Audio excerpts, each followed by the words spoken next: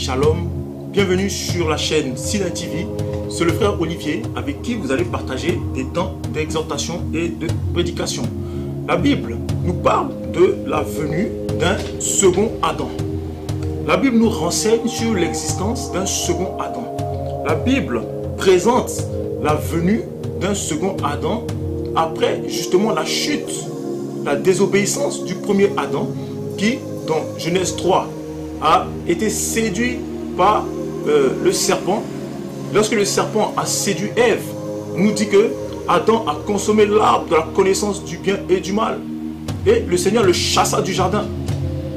C'est alors que le Seigneur dit, voici que l'homme est devenu comme l'un de nous pour la connaissance du bien et du mal, empêchant-le d'avoir accès à l'arbre de vie afin d'en manger et de vivre éternellement.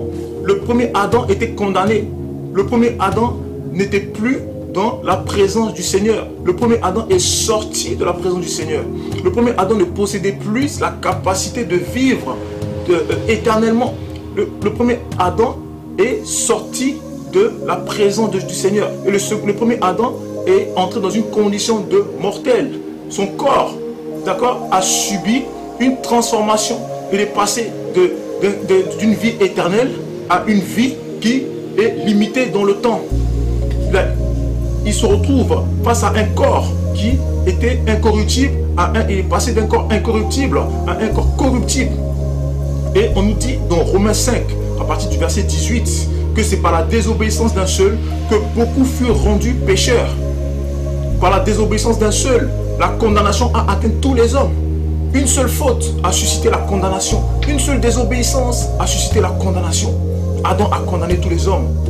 Et la Bible nous parle de la venue d'un second Adam. Là où le premier Adam a échoué, ce second Adam vient réparer la faute, vient expier la faute du premier Adam. Le second Adam vient, d'accord, réconcilier Dieu, le Créateur, avec l'homme. Le second Adam vient parfaire la mission du premier Adam qui a échoué. On nous présente la venue d'un second Adam.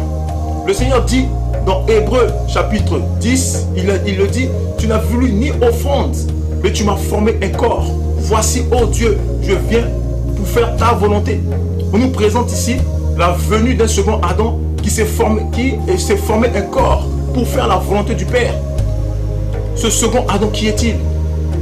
La Bible nous présente dans Philippiens 2, à partir du verset 5, on nous dit que Jésus-Christ, qui n'a pas regardé son égalité comme une proie son égalité avec Dieu comme une proie à arracher, mais c'est lui-même dépouillé en prenant une forme de serviteur, en devenant semblable aux hommes.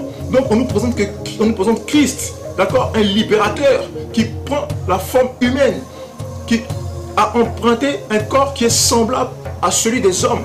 Et donc 1 Corinthiens 15, pardon, on nous dit que tel que nous avons porté l'image du terrestre, nous portons aussi l'image du céleste. On nous présente un Adam qui s'est offert en sacrifice. On nous présente un Adam qui a versé son sang. On nous présente un Adam qui a pris le péché de l'homme, qui a expié. On nous dit dans Hébreux chapitre 9 que Christ a traversé le tabernacle plus grand et plus parfait qui n'est pas de cette création.